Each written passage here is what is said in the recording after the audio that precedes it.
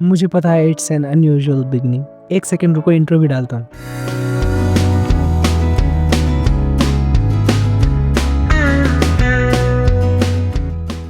दोस्तों, ये कहानी शुरू होती है दिल्ली मेट्रो से और इन बारिश में भीगी सड़कों से। मैं न्यू दिल्ली जा रहा हूँ अपने दोस्त को साथ में लेने। मैं इसकी बात कर रहा हूँ। कोई बैग है ये? इस पागल के बारे में मैं आपको बाद में बताऊंगा। हमने Delhi to Manali overnight Volvo ली है। जय हो। सब में दीवे जल देते हुए अब लगी थी भूख तो बस रुकती है खाना खाने के लिए। एक स्पेशल बात मैं बताना चाहता हूँ। हमने घर बेचकर ये आइसक्रीम खरीदी है।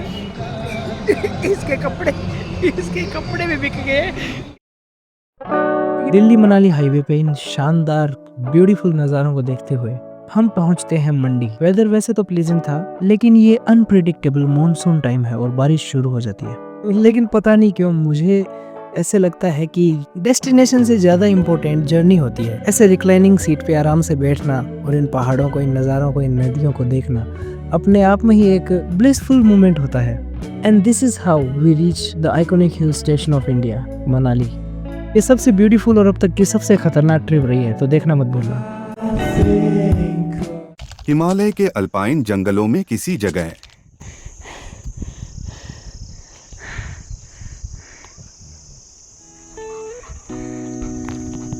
चलो।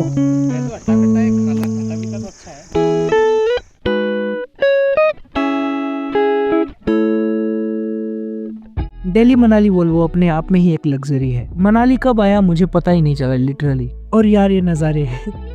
अब लेते हैं कैब और चलते हैं अपने सुंदर से स्टे की ओर। ये देखो हमारी सवारी पहुंच गई हॉस्टलर, द हॉस्टलर मेरे दोस्तों। This is our stay, the Hosteller. और जैसे ही मैं अपने कमरे में पहुंचता हूँ तो मैं देखता हूँ कि ये तो बहुत सुंदर है यार। ओनली 600 रुपये में आपको ऐसा नज़ारा देखने को मिलता है अपने रूम से।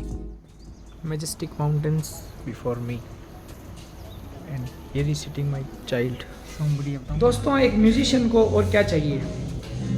कुछ गिटार वाले दोस्त और एक बीच में बकवास करने वाला दोस्त, बस और कुछ नहीं चाहिए।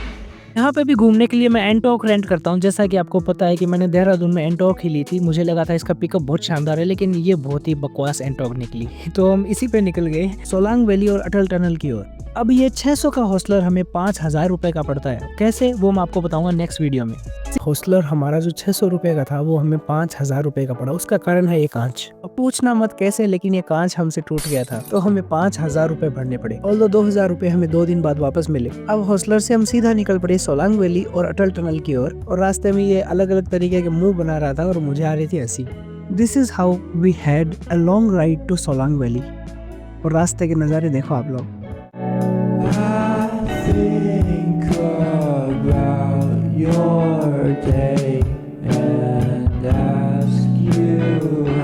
अब आगे जाकर एक ग्लेशियर के सामने हमने हॉल्ट लिया और वहाँ पे हमने खाई पहाड़ों वाली मैगी। और जैसा कि मैंने पहले व्लॉग में कहा था कि मज़ा कभी भी डेस्टिनेशन का नहीं होता, जर्नी का होता है, इन रास्तों का होता है। और इनको परसीव करना, इनको देखना ही हमारे लिए एक ब्लेसिंग से कम नहीं होता। और ऐसे ज्ञान फैलते फैलते हम पहुँचे अटल टनल और इसका 360 व्यू हमने लिया और कितना शानदार है ना ये। फिर एक फोटोज लेने का तांडव करके हम अपने स्टे पर वापस आ गए, क्योंकि कल है हमारा ट्रैक डे। और अब कल से इस सीरीज का सबसे मेन पार्ट शुरू हो रहा है, द ब्रिगू लेक ट्रैक। अब एवरेस्ट की आधी हाइट पैरों से नापने के लिए क्या क्या करना पड़ता है हमको, वो सर्वाइवल स्टोरी जानने के लिए नेक्स्ट व्लॉग तो देखना ही होगा। मानसून के समय में पहाड़ों की प्यारी सी सुबह।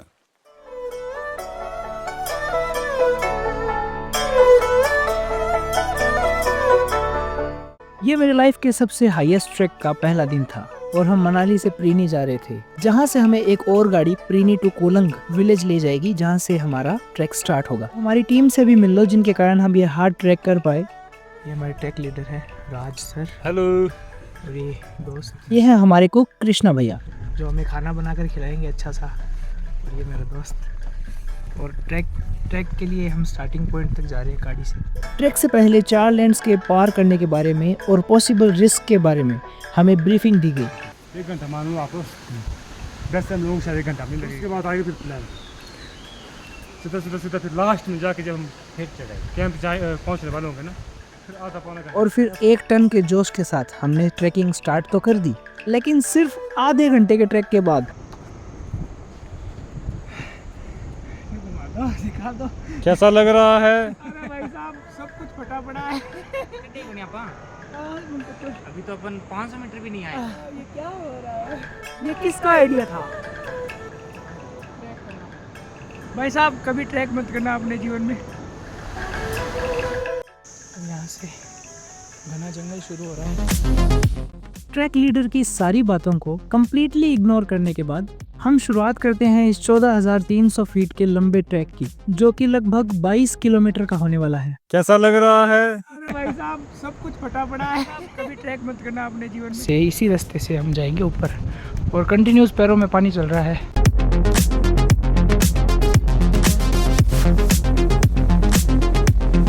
तुम ट्रैक पे आते तो खाली हाथ हो, लेकिन एक मेमोरीज का बस्ता नया लेकर जाते हो अपने साथ। और उसके दूसरी तरफ ही है वो धर्मशाला मकलोडगंज में।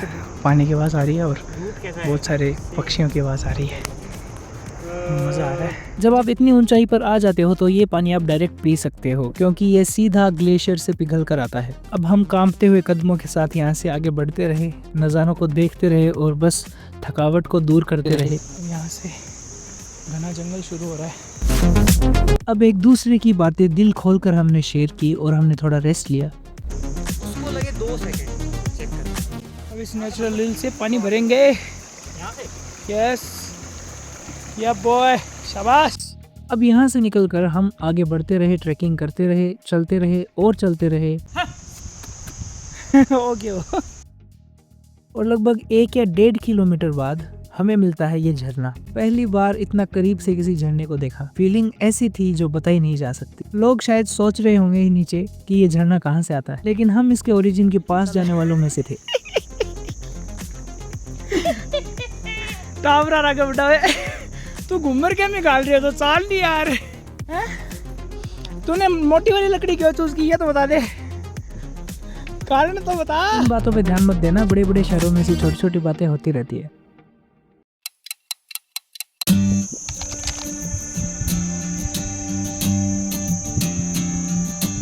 Welcome to the video 6 of Bhrigu Lake series. जो लोग इस सीरीज को फॉलो कर रहे हैं वो जानते हैं कि हम कर रहे हैं ब्रिगू लेक ट्रैक। और किसी महान शायर ने कहा है कि चलती का नाम ही ट्रैक है। वो गाना है ना, पहाड़ों के ऊपर जंगल के पार देखो कौन अपने शहर आया यार। बिल्कुल उसी तरह हम लोग भी पहाड़ों के ऊपर और जंगल के पार आ चुके हैं दोस्तों।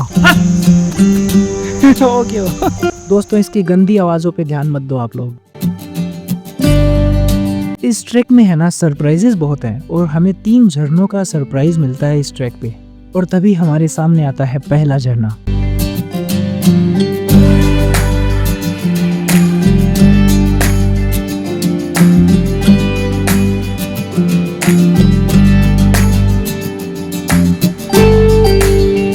मन करता है कि यहीं सो जाएं, लेकिन आगे भी बढ़ना है दोस्तों, तो हम आगे निकल जाते हैं यहाँ से। फिर मैं इससे पूछता हूँ कि क्या कभी वापस ट्रैक करोगे? भाई बिना मतलब क्यों गाते में चलना, वो ऊपर जाके पता चलता है यार। तो ऊपर जाके देख लूंगा, ऊपर जाके इसी कैमरे में बोल दूंगा। अब मैं श्योर था कि भाई साहब की पड़ चुकी है और अब हमारे सामने होता है दूसरा झरना, जहां हमने जंगली गेंडों की तरह सीधा झरने से ही पानी पिया।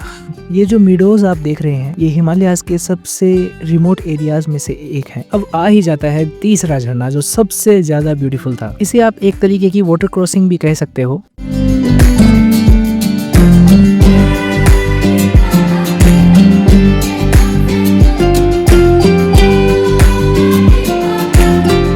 जैसे जैसे जंगल गहरा होता जाता है नज़ारे उतने ही सुंदर होते जाते हैं और शाम ढलने लग जाती है। लेकिन फिर भी ऐसी जगह 5 मिनट का रेस्ट तो बनता है।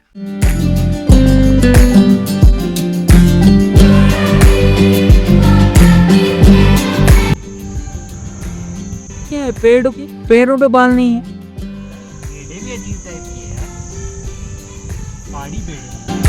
अब इस लेजेंडरी ट्रैक की कहानी मैं आपको एक ही स्टोरी में बता दूं, ऐसा तो हो नहीं सकता। So keep following the series. हालत खराब हो रखी है। 5-10 मिनट बोल के चलवाए जा रहे हैं। किसी ने सच ही कहा है कि मज़ा सफ़र का ही होता है, मंजिल का नहीं। और ये बात मुझे ये ट्रैक करने के बाद ही समझ में आई। यह है remote Himalayan majesty Bhrigu lake track. इसमें नदियां हैं, जंगल है, पहाड़ हैं और वादियां हैं। हम इतना ज़्यादा ट्रैक कर चुके थे कि हम सभी को एक साथ ही भूख लग जाती है। हम निकालते हैं अपने फूड पैकेट्स और जंगलों में यूं ही बैठ जाते हैं खाना खाने के लिए। ये तेरा वीडियो वगैरह बंद कर ले। अब इसे पसंद नहीं मेरा वीडियो बनाना, लेकिन मैं भी तो जिद्दी हूँ। तुमने लकड़ी मोटी क्यों ली है तो बता। तूने लकड़ी मोटी ली है, ये कारण बता, इस चीज का कारण तो बता। जो चीज़ आपके दोस्त को पसंद नहीं होती वो करना हमारा जन्मसिद्ध अधिकार और धर्म होती। यहाँ हमें मिलते हैं कुछ प्यारे से जंगली दोस्त।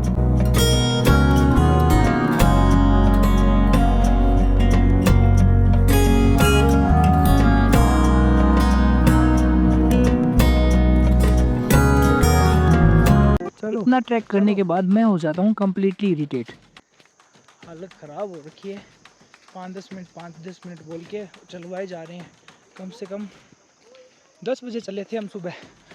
अभी टाइम हो रहा है 6:14 शाम के। हम चल रहे हैं पूरे 8 घंटों से। लेकिन जो ब्यूटी ये सीन ऑफर कर रहा था वो सारी थकावट को दूर कर देता है। इंतज़ार खत्म और हम पहुंचते हैं अपने रिमोट जंगल स्टे पर।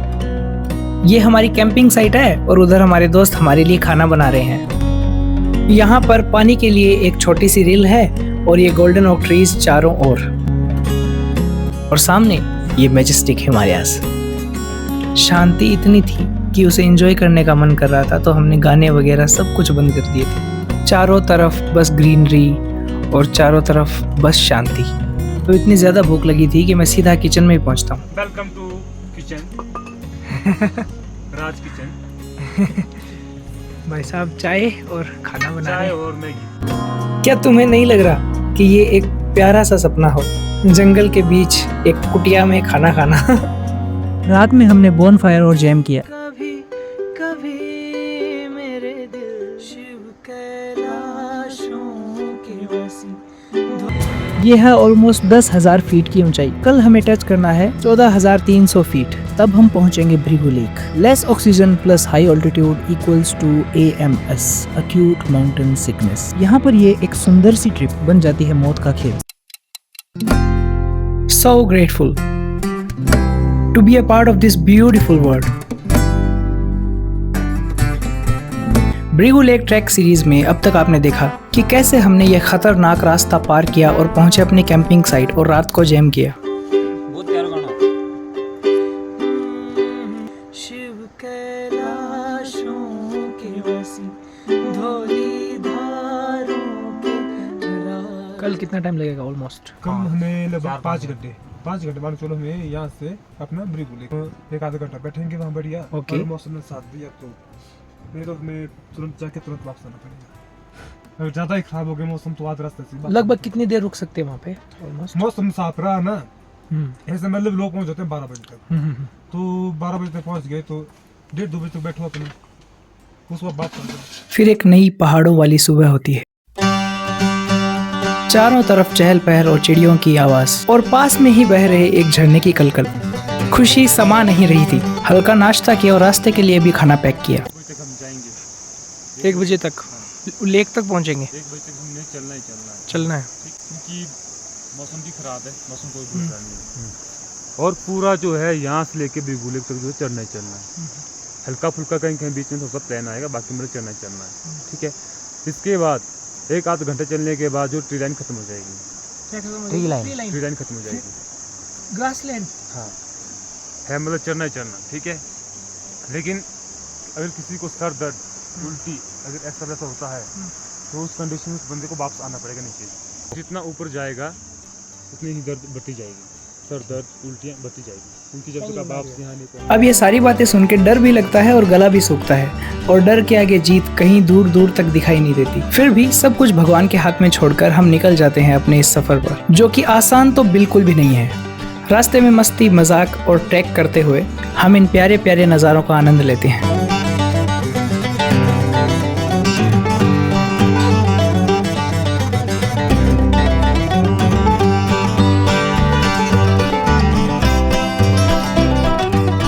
पीछे दिख रही है मनाली पीक।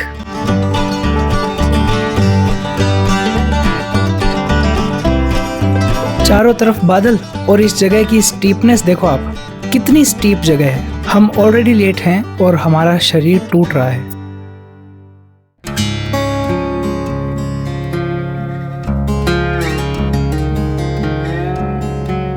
ये है मेरी Himalayan odyssey. If you like this series please subscribe the channel. आगे की कहानी नेक्स्ट वीडियो में। ये है one of the remotest Himalayan treks, the Bhrigu Lake trek. और हमने जो रास्ता चूज किया है वो ट्रेडिशनल रास्ते से अलग है। यहाँ दूर दूर तक कोई इंसान दिखाई नहीं देता है। आपके खो जाने का और AMS एक्यूट माउंटेन सिकनेस होने का डर बना ही रहता है। जैसा कि हमारे ट्रैक लीडर राज भाई ने बताया कि एक बार 2-3 लोगों का ग्रुप यहाँ पर खो गया था और एक ही छतरी के नीचे बारिश में उन्होंने पूरी रात बिताई और सुबह राज भाई उनको रेस्क्यू करके लाए थे।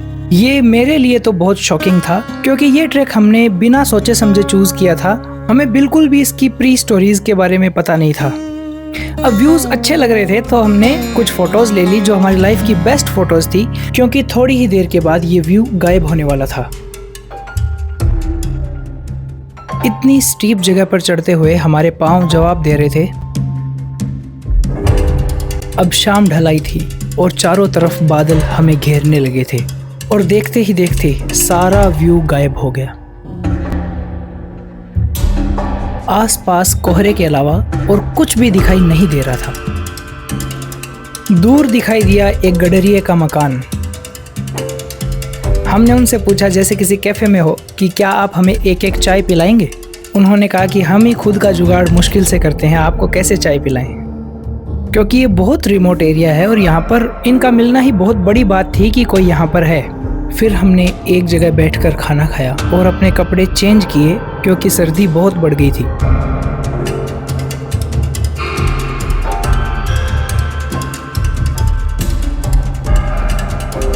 और ये मंजर देखकर मैं सोच रहा हूँ कि मैंने इतना कर कैसे लिया। मेरा एंड्योरेंस इतना तो नहीं था, लेकिन यहाँ मुझे एक चीज सीखने को मिली कि यू आर लिमिटलेस। आप कुछ भी कर सकते हो।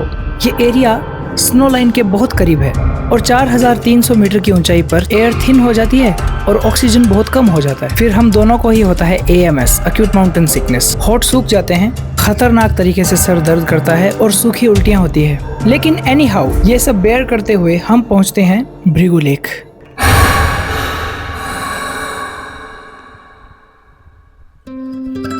बादलों को छूकर, पहाड़ों को पार करके, मौसम और एक्यूट माउंटेन सिकनेस से लड़कर, जंगल में आहार करके, पूरे एक्साइटमेंट, जोश और पहाड़ियों जितने कैपेबल नहीं होने के बाद भी हम पहुंच जाते हैं हिमाचल की एक बहुत ऊंची लेक जो सर्दियों में फ्रोजन ही रहती है, भृगु लेक।